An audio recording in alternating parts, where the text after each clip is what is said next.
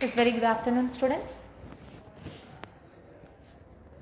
Welcome back to online session. In the previous session, we have seen the classification of the polymer materials.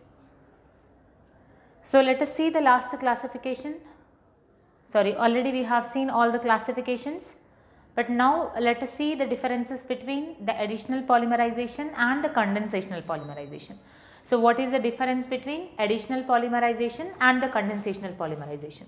So this we have seen in the types of polymers based on the mechanism, additional polymers and the condensational polymers. Let us see point wise in differences. It is very important question for the long question or for the short question in the external examination. What is meant by the additional polymers? Additional polymers are nothing but the polymers which can be synthesizing by adding the monomer units. The polymers which can be synthesizing by adding the monomer units. So here addition of monomer takes place in additional polymerization. Here monomer is same kind of monomer or different kind of monomer. Same type of monomer maybe is repeating for n number of times, or two different types of monomers also repeating for n number of times. But whereas in the condensational polymerization, due to the removal of water molecule, the polymers are synthesizing. That is condensational polymers. So here due to the removal of water molecule, the condensational polymers are synthesizing. And here what is the condition in the additional polymerization? How the monomer should be? The monomer must be unsaturated compound. If the monomer is a saturated compound, there is no additional polymerization. But if the monomer is having the unsaturated compound, then only it is participating in the additional polymerization. So the monomer must be containing unsaturated groups, either double bond or triple bond. But whereas in the condensational polymerization, the monomer must be containing active functional groups. So monomer must be containing active functional groups like OH, that is hydroxy, NH2, that is amino, carboxylic acid, COOH, and chloride. Yes. So these are the active functional groups. If the monomer is having the active functional group, such type of monomers are participating in the condensational polymerization. And the third point in the additional polymerization, nomenclature. The nomenclature of monomer and the polymer are similar to each other. That means those two are relating with each other. Nomenclature of monomer, nomenclature of polymer are relating with each other only in the homopolymerization. But whereas the nomenclature is different in the copolymerization. So nomenclature is same in homopolymerization, but whereas in the copolymerization the nomenclature is not same. It is depending on the monomer units. But whereas in the condensational polymerization, nomenclatures are not depending, nomenclatures are not relating with each other. The nomenclature of monomer units, nomenclature of polymer units are not relating with each other here. So nomenclature is not same and not relating with each other. And the last one, molecular weight. The molecular weight of monomer and the polymer are interrelating with each other. The polymer molecular weight is integral multiple of monomer units. Already we have seen, I took one example also for the molecular weight. Whether it is homopolymerization or the copolymerization, in both type of polymerization, the nomenclature is same and also the molecular weight are relating with each other. Yes. So molecular weight is relating with each other. That means monomer and polymer, these two are relating with each other. But whereas in the condensational polymerization, the nomenclature is not relating with each other. And molecular weight also not relating with each other. Yes, because due to the removal of water molecule, due to the loss of water molecule, the molecular weight is not same for monomer unit and the polymer. Yes, so that is the differences between condensational polymerization and the additional polymerization. So here differences between additional polymerization, condensational polymerization, and differences between thermoplastics and thermosettings. These are very, very important questions for the external examination. So now let us see the next topic.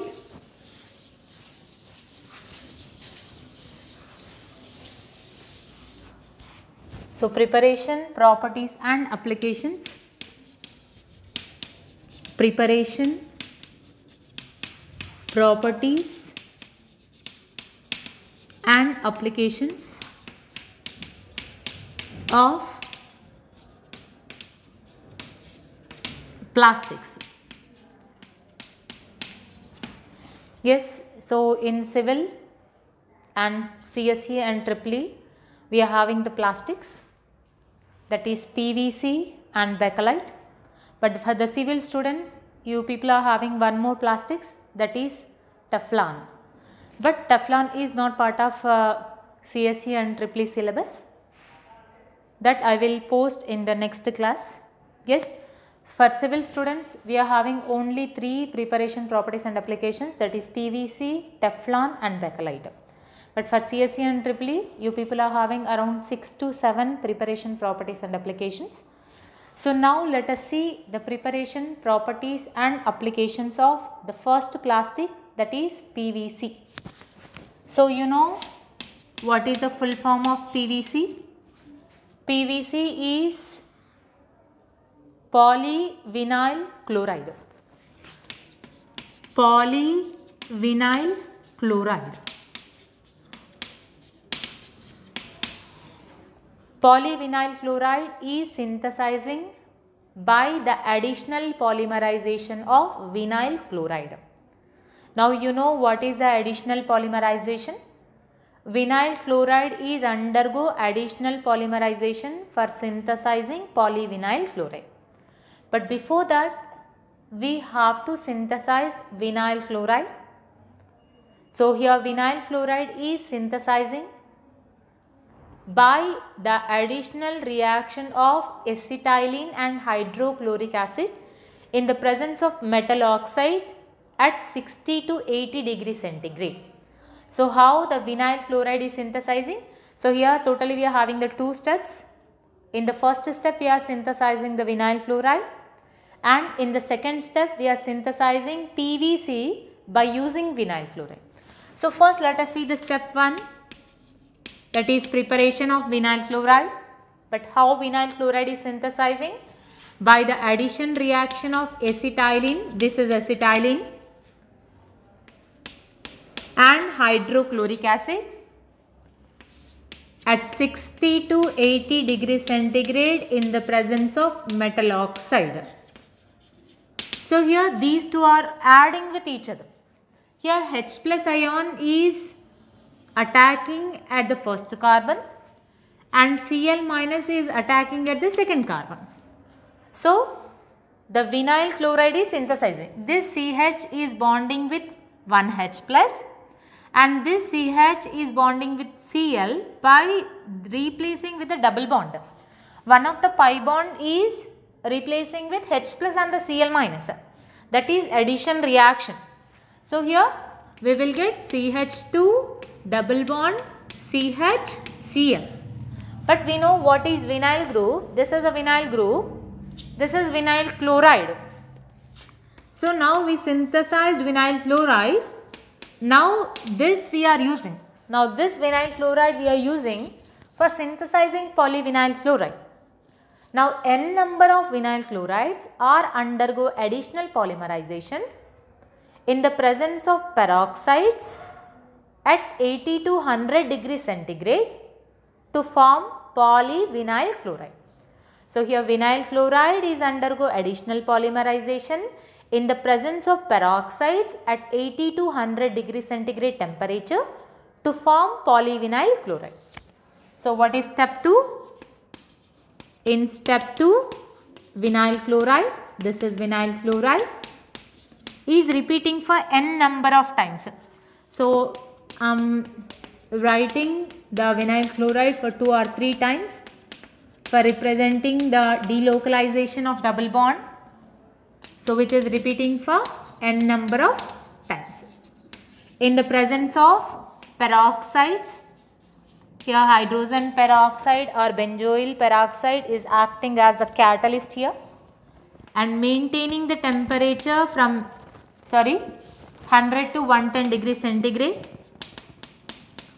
100 to 110 degrees centigrade. Now this double bond is shifting from here to here. This double bond is shifting from here to here. This double bond is shifting from here to here. Yes. So like that, the new monomer is attacking at the left side and also at the right side. And wherever you are having the double bond, that double bond is converts to the single bond because of the shifting of the pi bond from one monomer unit to another monomer unit. So here this pi bond is shifting from here to here. So we will get the new bond and double bond is converts to single bond. And this double bond is converts to single bond and one of the bond is shifting from here to here. So we will get the new bond. This double bond is shifting from here to here. So the double bond is converts to single bond and here we will get the new single bond. So we are getting the new single bond at the left side of the monomer unit and also at the right side of the monomer unit. So this is polyvinyl chloride preparation. So in PVC preparation, we are having 2 steps. In step 1, we are preparing the vinyl chloride by the addition reaction of hydrochloric acid and acetylene in the presence of metal oxides at 60 to 80 degrees centigrade. Now in the second step, PVC is synthesizing by the additional polymerization of vinyl chloride in the presence of peroxides at 100 to 110 degrees centigrade. So now let us see what are the properties and applications of PVC. PVC is colorless and odorless crystalline powder. It is available in the powder form and which is highly resistant to oxygen and ozone, acids and the bases. But these PVC is easily dissolving in the alcohols. Yes, so that is the property of PVC. So now let us see, and one more property is it is also corrosion resistive. So it is resistant from the corrosion. So these are the properties of PVC. So now let us see what are the applications of PVC. We are having 2 types of PVC. One is the plasticized PVC and the unplasticized PVC. Unplasticized PVC is using especially in the mudguards, preparation and also in the refrigerator components. Yes, so these are the applications of unplasticized PVC. But whereas the plasticized PVC is using in the synthesis of the plastic carpets, the PVC carpets, and these are using in the dining table covers and in the toys we are using the plasticized PVC. And unplasticized PVC is also using in the PVC pipes preparation. Yes, so these are the applications of polyvinyl chloride. So now let us see the next one, that is very important question, that is bakelite.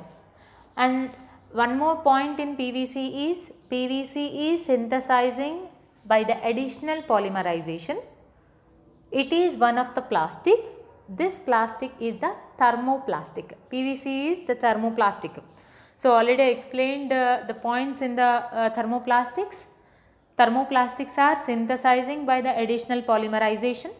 But you know what is the thermoplastics?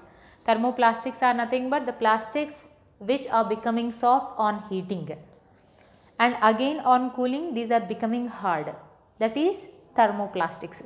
So PVC is one of the thermoplastic because this plastic is synthesizing by the additional polymerization and which is affecting by the heat. Now let us see the next plastic, which is thermosetting plastic. But we know how the thermosetting plastics are synthesizing. The next plastic is the thermosetting plastic, that is bakelite. Bakelite is a thermosetting plastic. Thermosetting plastics are synthesizing by the condensational polymerization. And here bakelite is also called as phenol formaldehyde resin. It is also called as phenol formaldehyde resin because the bakelite is synthesizing by using these two monomer units. So here phenol and formaldehyde, these two are undergo condensational polymerization to synthesize bakelite. Phenol and formaldehyde are undergo condensational polymerization to form bakelite, and here bakelite is one of the thermosetting plastic. But here phenol formaldehyde resin is synthesizing by 3 steps. That means the synthesis of bakelite is having the 3 steps. The first step is formation of orthomethylal phenol and the paramethylal phenol. And the second step is the formation of novolac. And the last step is formation of the bakelite. First step, formation of orthomethylal phenol, paramethylal phenol. The second step is formation of novolac. And the third step is formation of the bakelite. So let us see the first step, formation of orthomethylal phenol and paramethylal phenol. Orthomethylal and paramethylal phenol. So for synthesizing orthomethylal phenol and paramethylal phenol, initially phenol and formaldehyde, these two are reacting in the presence of catalyst. So here we can use either acid catalyst or the base catalyst to synthesize bakelite. But here we are taking the acid catalyst to synthesize the bakelite. So in the first step, phenol and formaldehyde, these two are undergo a reaction in the presence of acid catalyst to form orthomethylal phenol and the paramethylal phenol. So here first formaldehyde is reacting with the acid to form a cation. So initially a cation is forming. This cation is producing due to the reaction between the formaldehyde and the acid. So here this H plus is reacting with the oxygen, and here this carbon, so this H plus is reacting with the oxygen. So we will get HCH double bond OH plus. Yes, we will get this ion here, but oxygen is more electronegative atom. So more electronegative atom should not have the positive charge, it is unstable. If it is having the negative charge, it is more stable, but here we are having the oxygen positive, so this is unstable. So to get the stability, this bond is breaking and gaining the electrons towards the oxygen. So we will get the negative charge, negative and positive gets neutral here, and this carbon gets the positive charge.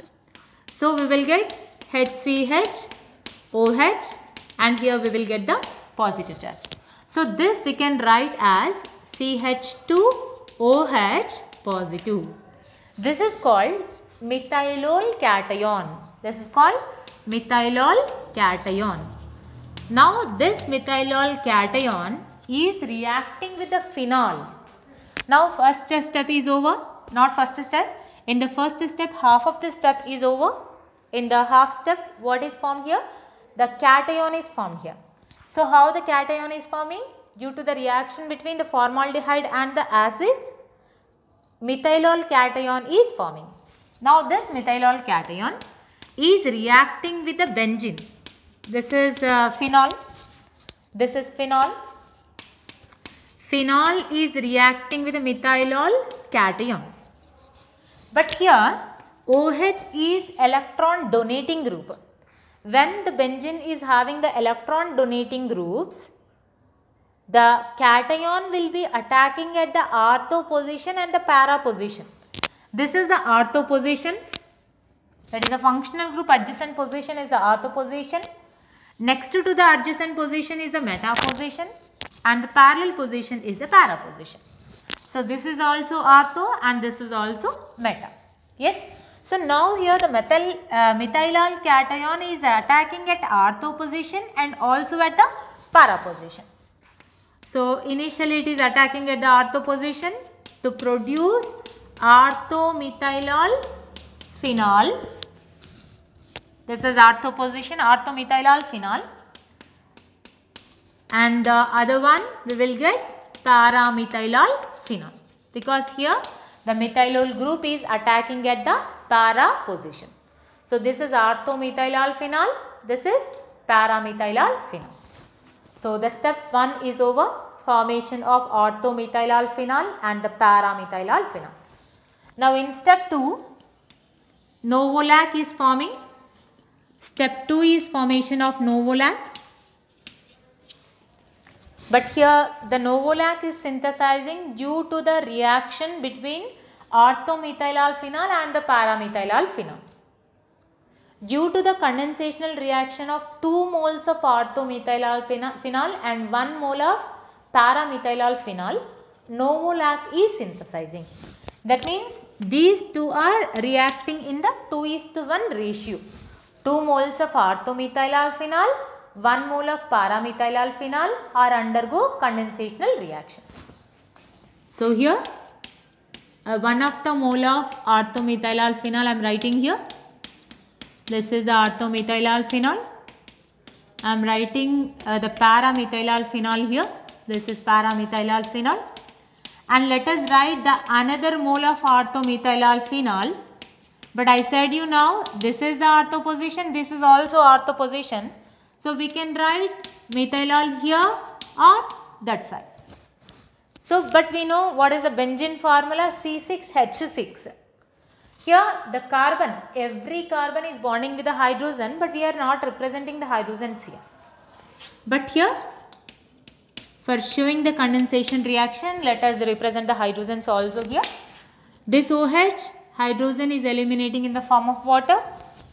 This hydrogen, this OH is eliminating in the form of water molecule. So totally 2 moles of water molecule is eliminating to produce novolac. This is the novolac, CH2. Due to removal of water molecule, new bond is forming between CH2 and the benzene. OH. Now the new bond is forming between the benzene and CH2. And here benzene is having the OH and downwards CH2OH. This is novolac. And how the novolac is synthesizing? Due to the condensational reaction of orthomethylol phenol and paramethylol phenol in the 2:1 ratio, novolac is synthesizing. And the last step is formation of bakelite. So how the bakelite is synthesizing? Due to the condensational polymerization of novolac, we are synthesizing the bakelite.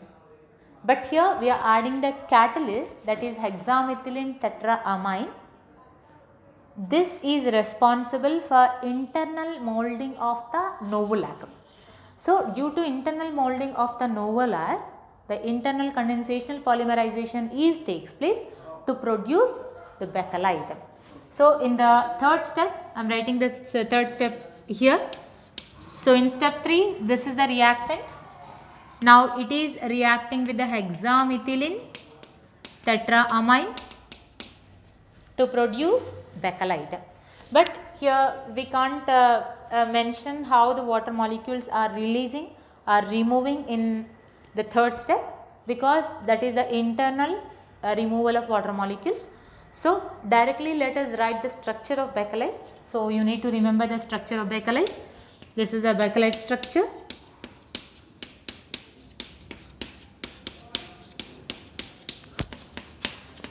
So here internal removal of water molecule. So we will get a cross-linked structure.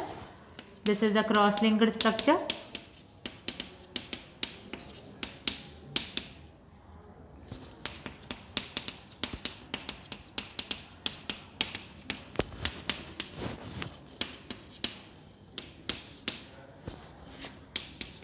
So we will get a one of the cross-linked structure.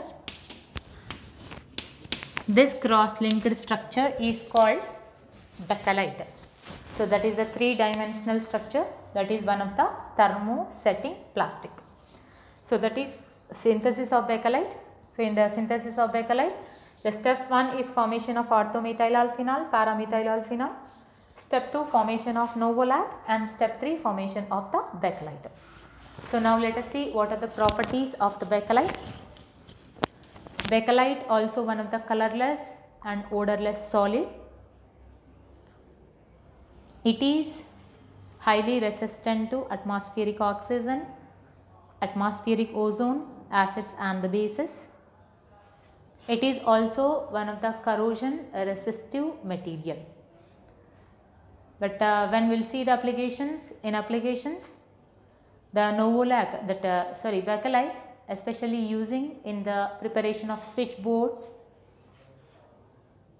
and some of the electronic items. That means it is one of the best electrical insulator. Bakelite is one of the best electrical insulators. So we are using in the cables and in the cable wires and the switchboards and in the switches. In some electronic equipments we are using the bakelite. So these are the applications of bakelite. So with this I am going to conclude my session. In the next class, let us see the next preparations. Thank you so much.